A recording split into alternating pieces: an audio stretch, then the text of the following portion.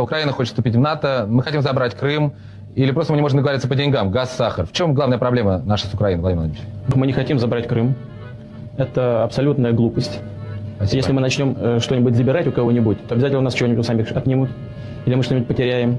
Во всяком случае, мы начнем такой передел на пространствах бывшего Советского Союза, от которого не сможем оправиться никогда. Нас поддерживает очень. Да, я слышу. У нас на территории Российской Федерации только 400 спорных территорий. 400. Я хочу, чтобы все об этом знали. Главной проблемой, на мой взгляд, является тяжелое имперское наследие России. Все почему-то считают, что Россия осталась империей и относятся к ней как к империи до сих пор. А это совсем уже давно не так. Знаете, когда у нас все спокойно, размеренно, стабильно, нам скучно. Застой. Хочется движухи. Набрали воздуха и по моей команде на счет 3. 1, 2, 3!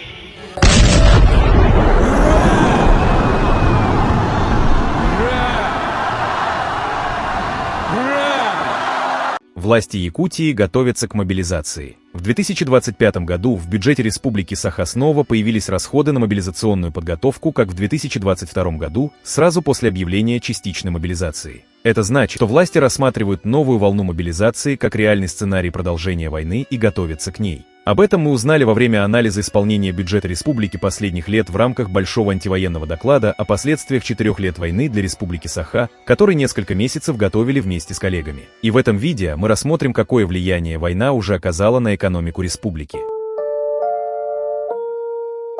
Республика Саха-Якутия – один из главных сырьевых регионов России. Здесь добывают почти 90% всех российских алмазов.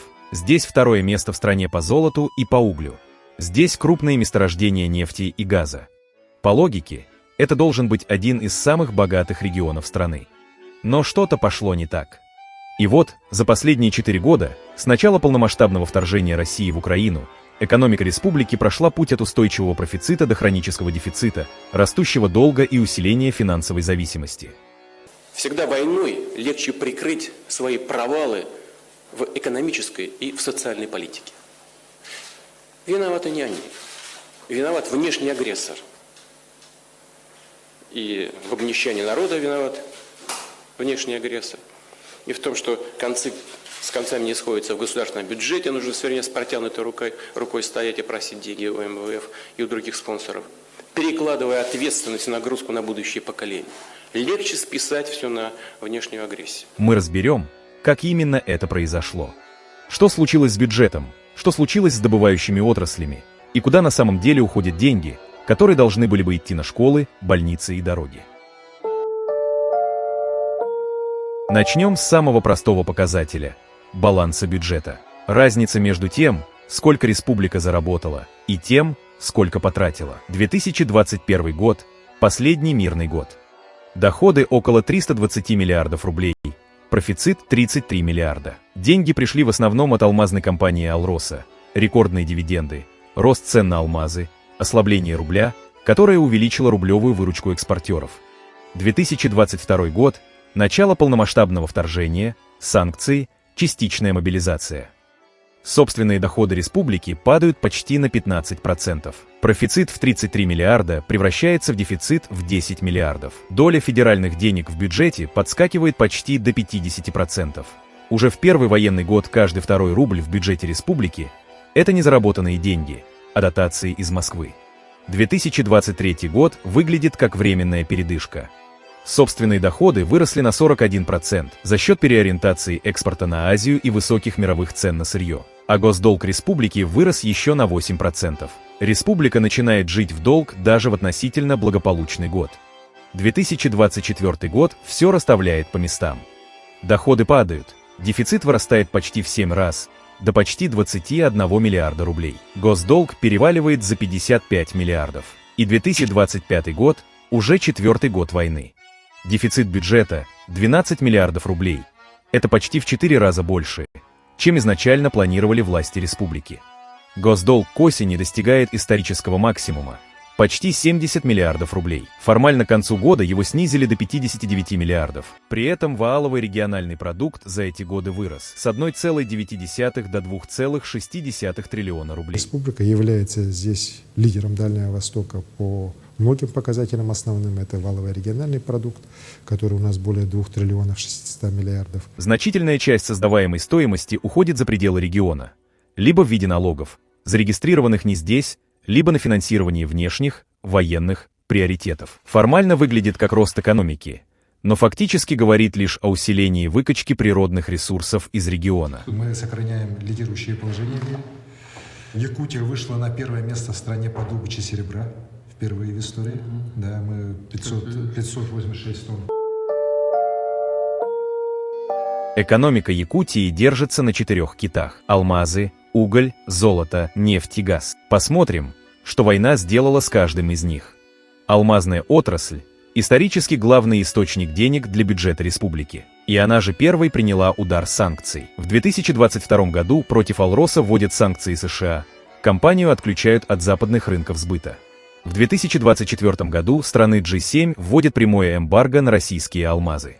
Налоговые поступления от отрасли в бюджет республики обваливаются почти на 48% за один год.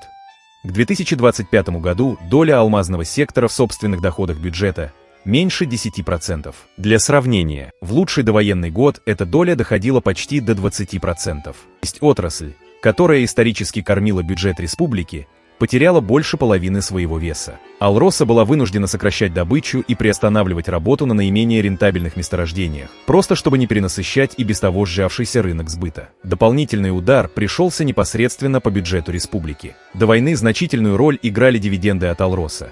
Однако после начала войны эти поступления резко сократились. В 2022 году компания полностью отказалась от выплаты итоговых дивидендов.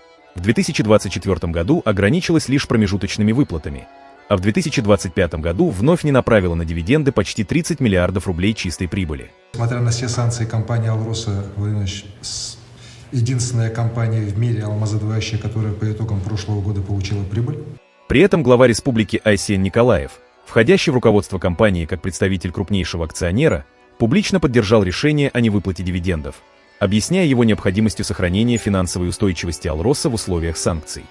Алрос обладает исключительной устойчивостью благодаря высочайшим технологическим управленческим стандартам. В результате только в 2025 году бюджет республики Саха недополучил около 9,9 миллиарда рублей, что стало одним из крупнейших выпадающих источников региональных доходов. Здесь картина обратная, и от этого не менее показательная. Добыча угля в республике выросла за 5 лет более чем в 2,5 раза. Прежде всего за счет масштабных инвестиций в Ильгинское месторождение и компанию «Калмар».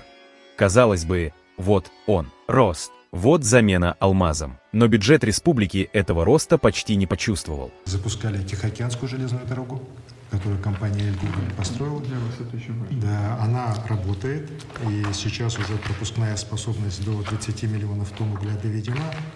В целом «Эльгуголь» сейчас один из крупнейших вообще угольных проектов мира. В 2024 году добыча угля выросла на 28%, а налоговые поступления от отрасли при этом упали почти на 27%. Причина – падение мировых цен, рост экспортных пошлин и дорогая логистика после переориентации поставок с Европы на Азию. Уголь добывают рекордными темпами, а республика с этого рекорда получает все меньше денег. Вот сегодняшнее событие – это далеко не рядовое событие не только для угольной промышленности Якутии, но и для всей страны. Добыча золота – самый устойчивый из 4 секторов. Добыча выросла с 2020 по 2023 год почти на 26%. Но и здесь рост производства не превращается в пропорциональный рост доходов бюджета. По тем же причинам. Цены, курс рубля, издержки компаний, которые все чаще работают в контуре санкционных ограничений. Сильный рубль мешает, честно скажу так, мы же экспортно ориентированная республика, и, конечно, высокая процентная ключевая ставка. Ну и вот сильный рубль хорошо, но в меру. Валюта меньше нужна, не нужна так, как раньше. Добыча нефти в республике за 5 лет выросла примерно на четверть, добыча газа больше, чем в 3 раза. Нефтегазовый сектор отчасти компенсировал провал алмазной отрасли и удержал экономику региона от более резкого падения. Но и здесь тренд последних лет тот же. Даже рост физических объемов добычи уже не превращается в пропорциональный рост доходов республиканского бюджета. Руку на сердце положить, да, «Сила Сибири» построена, крупнейший мегапроект, в который вложено свыше триллионов рублей, да, и, конечно... Ну, я понимаю. От этого уровня, конечно, там, да, удержать его. Мы чуть-чуть упали. Если собрать эти 4 истории вместе, вывод один. Сырьевая экономика Якутии не рухнула, она устояла на объемах, но при этом резко упала в эффективности. Республика продолжает добывать рекордные объемы полезных ископаемых, и при этом получает с этого все меньше денег. Как дела, Вася? Владимирович, в целом спокойно. Вместе со всей страной сражаемся с врагом, идем к победе. Мы как тыл нашей страны, надежно экономически, сохраняем устойчивость экономики. Санкции, переориентация экспорта, падение мировых цен и рост издержек логистики съедают ту часть прибыли, которая раньше доставалась бюджету. Республика все больше зависит от федеральных трансфертов и фактически вынуждена жить с протянутой рукой. Свои проблемы в регионе создает и сложившаяся, хотя и объективно, моноструктурная экономика. Экономика, ориентированная прежде всего на добычу сырья. Обладая естественными конкурентными преимуществами и богатым природным потенциалом, республика все еще продолжает получать помощь федерального бюджета. В 2021 году объем дотаций из федерального бюджета составлял 56 миллиардов рублей. К 2025 году уже 71,5 миллиарда. Рост почти на 27% за 4 года войны. По бюджетному плану на 2026 год из общих доходов республики в 337 миллиардов рублей почти 117 миллиардов – это поступления из федерального центра. Больше трети всего бюджета. Один из крупнейших сырьевых регионов страны, который добывает почти весь российский алмаз, не способен самостоятельно обеспечивать устойчивость собственного бюджета. На бюджет также давят долгосрочные обязательства по проектам государственно-частного партнерства, Ленский мост, Арктический культурный центр, школы и детские сады. Еще несколько лет назад выплаты по этим соглашениям составляли меньше миллиарда рублей в год. В 2025 году уже больше 4 миллиардов. В 2026 запланировано 5,5 миллиардов. Это фиксированные обязательства, которые нужно платить независимо от того, сколько денег заработала республика в конкретном году. Чем дольше идет война, тем меньше у Якутии остается собственной финансовой самостоятельности. Экономическая база ничего, у нас бюджет исполняется, доходы мобилизуются. Официальная статистика Сахастата гласит, за 3 года войны, с 2021 года по 2024 год, покупательная способность населения республики по большинству товаров и услуг не упала, а выросла. Рост доступности зафиксирован Сахастатом по 23 из 40 категорий продовольственных товаров, буквально по всем непродовольственным товарам, отслеживаемым по большинству услуг. По официальным данным, картина почти благополучная. В республике за последние годы продукты и услуги по отчетам Сахастата стали дешевле и доступнее. Но за этой удобной статистикой скрывается неудобная правда. Главный драйвер роста доходов населения в последние годы – это не зарплаты и не развитие экономики. Это выплаты, связанные с войной. Единовременные выплаты при заключении контракта, денежное довольствие, выплаты за ранения, выплаты семьям погибшим. Именно эти деньги в первую очередь разгоняют динамику среднеденежных доходов. При этом по ряду товаров необходимая доступность все равно упала. Сахар, белокочанная капуста, рис, сливочное масло, сметана, чай. По этим позициям цены росли быстрее, даже с учетом этих выплат. Получается двойная картина. Формально покупательская способность в республике растет, но при этом нет реального роста зарплат для обычных людей, и все вокруг только дорожает. Это все реально. Там нет ничего придуманного. Это во-первых. А во-вторых, это легко проверяется. Реальная инфляция легко проверяется независимыми центрами. Один из самых обманчивых показателей – уровень безработицы. Безработица среди всех промышленно развитых стран. Он составляет примерно 2,2% экономически активного населения. Это очень хороший результат по сравнению с другими развитыми государствами. Власти республики любят его показывать. В довоенные годы он держался на уровне 6-7%. К 2025 году упал до 3,7%, а в 2026 до исторического минимума в 2,7%. Число официально зарегистрированных безработных сократилось с 33 тысяч человек до менее 14 тысяч. Но это сокращение связано не с созданием новых рабочих мест, а с тем, что люди, прежде всего мужчины 30-40 лет, основная рабочая сила в промышленности, строительстве и энергетике, либо мобилизованы, либо уехали, либо законтрактовались на войну. Уровень безработицы, даже несмотря на общую экономическую динамику, продолжает держаться на низком уровне. Рынок труда не насытился работниками, и на этом фоне безработица снизилась, а этих безработных людей просто согнали на войну и теперь радуются низкой безработице. Доля занятых среди экономически активного населения достигла 97,8%, а безработица снизилась до 2,2%. Это очень высокий показатель занятости и исторически низкая безработица. Можно добывать рекордные объемы угля и золота, но если физически некому строить жилье, работать на производстве, лечить людей и обслуживать инфраструктуру, экономика неизбежно столкнется с кадровыми ограничениями и затормозится. Пока значительная часть трудоспособного мужского населения погибает или выбывает из экономики вследствие войны, власти будут все активнее компенсировать нехватку местных кадров за счет привлечения трудовых мигрантов из других регионов России и иностранных государств. Осталось разобраться с последним и, возможно, главным вопросом, куда на самом деле идут деньги регионального бюджета в условиях войны. Начнем с того, что часть денег, которые республика зарабатывает, вообще не остается на ее территории. Большинство добывающих компаний, работающих в Якутии, зарегистрированы за пределами республики, в основном в Москве. Антон Германович, а чем вы здесь в Китае расплачиваетесь? Я вообще не плачу ни за что. Кто за вас платит? Мы? Наши налоги? Это наши налоги.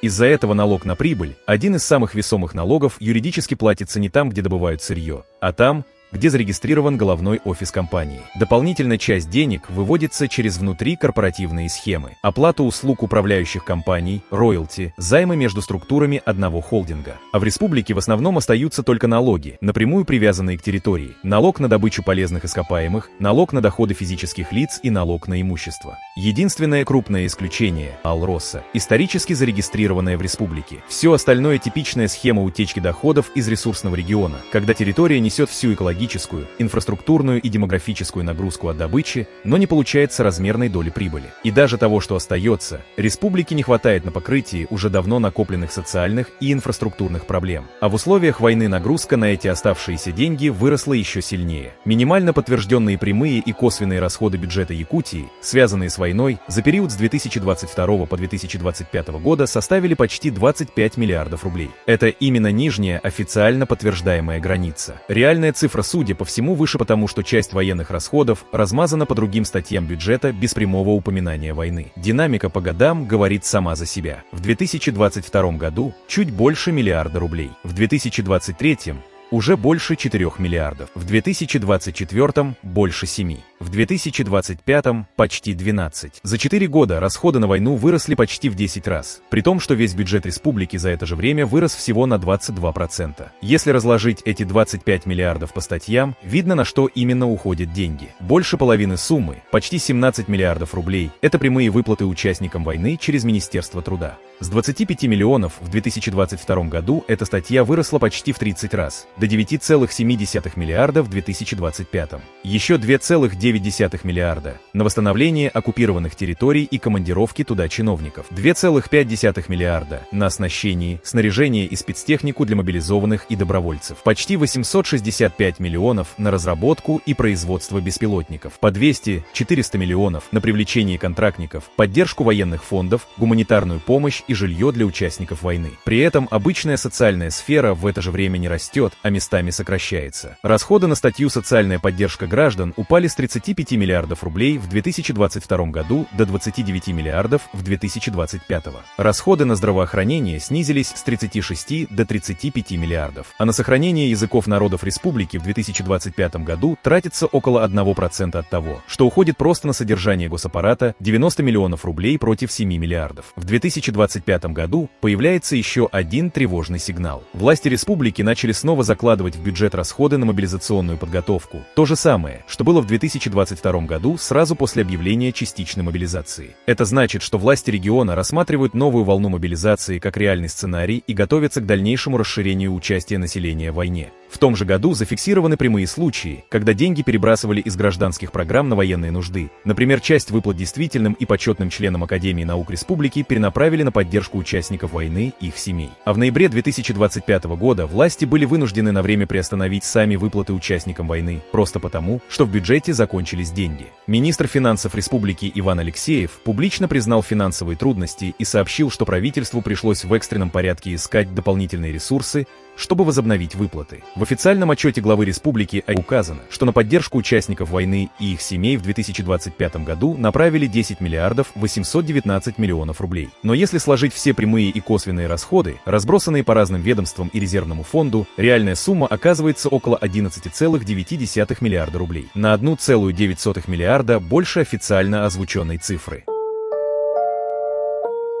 Если посмотреть на все эти процессы, вместе складывается вполне цельная картина. Формально Республика Саха по-прежнему остается одним из самых богатых ресурсных регионов России. Но за 4 года войны республика заметно утратила контроль над собственными ресурсами, собственным бюджетом и во многом над собственным будущим. И, судя по тенденциям последних лет, речь идет не о временных трудностях, которые исчезнут сразу после окончания войны. Это структурные изменения, с которыми республике придется жить еще многие годы. Бюджет республики прошел путь от профицита к хроническому дефициту и стремительно растущему долгу. Сырьевые отрасли продолжают бить рекорды по объемам добычи, но это не покрывает растущие расходы. Зависимость от дотаций федерального центра лишь усиливается. А бюджетные средства все чаще направляются не на развитие региона, а на финансирование последствий войны и связанных с ней обязательств. Уровень безработицы в республике уже находится на историческом минимуме, а экономика все острее сталкивается с дефицитом кадров. И все, о чем мы сегодня рассказали, лишь часть большого исследования о последствиях 4 лет войны для Республики Саха. Экономика, демография, экология, структура, положение коренных народов, образование, культура и права человека. В докладе эти темы рассмотрены значительно подробнее. Ознакомиться с полным текстом исследования можно по ссылке под этим видео. Все по плану.